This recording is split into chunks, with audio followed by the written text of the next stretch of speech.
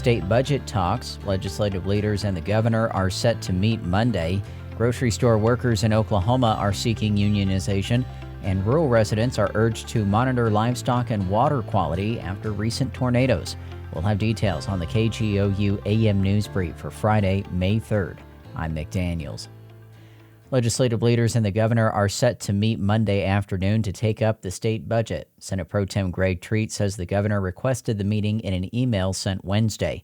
Treat says he welcomes a public meeting and will bring as many state senators as he can. The House of Representatives, the governor, have legitimate reasons to disagree with us on different parts of the budget. We will negotiate in good faith, but we are absolutely committed to making sure that our negotiations are done in a transparent manner that includes the subcommittee process and honors the new process. Treat says he has been pushing for a public meeting on the budget since last fall. He says budget transparency remains a priority for these last few weeks of the legislative session. As the labor movement in Oklahoma experiences a recent revival, KGOU's Hannah France reports some grocery store workers are now attempting to unionize in the state. Around 24 customers, former employees, and other pro-union supporters picketed outside the Natural Grocers in Norman on Thursday afternoon ahead of next week's union election. Workers will vote on whether to join the United Food and Commercial Workers Union. UFCW Local 1000 organizer Joe Lee says the response from the community has been positive. It's been really receptive from a lot of the customers driving by, or the public driving by, so it's been great. Some of the reasons the workers have cited for wanting to unionize include protecting annual raises for all workers, protection for pregnant workers, and protection from anti-union retaliation. I'm Hannah France. Students at Oklahoma State University held a rally Thursday in support of Palestine, joining similar demonstrations across the United States.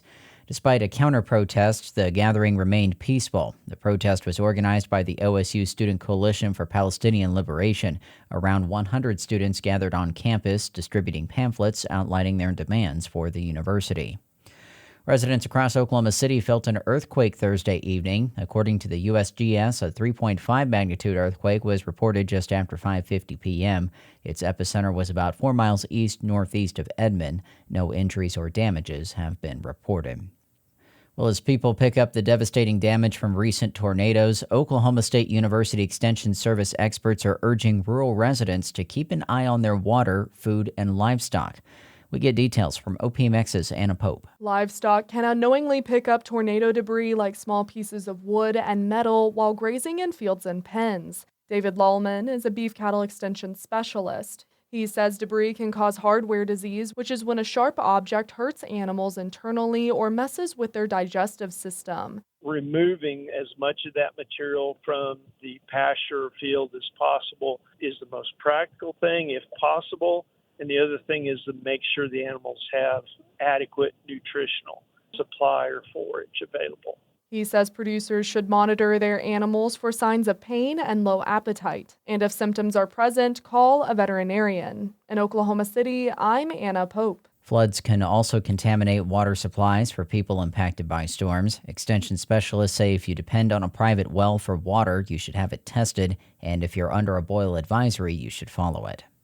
You'll find more news throughout the day at our website, kgou.org, and on the KGOU PM News Brief podcast. Hi, it's Terry Gross, the host of Fresh Air.